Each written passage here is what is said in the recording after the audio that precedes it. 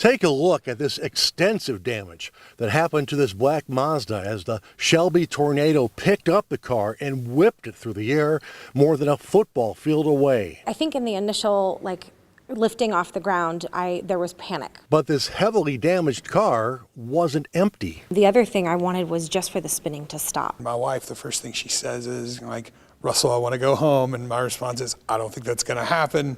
Put your head in the floorboard. Russell and Kelly Cushman were inside their car when Sunday's tornado lifted it from the ground and hurled it into the air. And we're tilted downward, and I'm looking at the ground as we move. And that's when it kicks.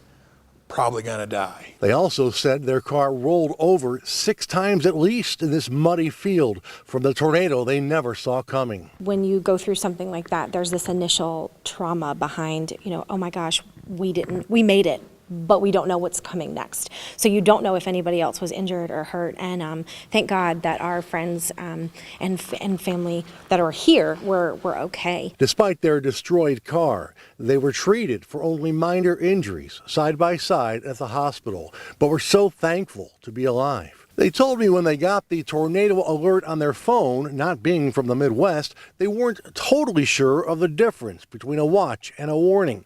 It was indeed a warning, as a confirmed tornado was bearing down on Shelby. So I think we knew, but at the same time, and are just not taking it seriously. Russell is the family life pastor for Core Community Church.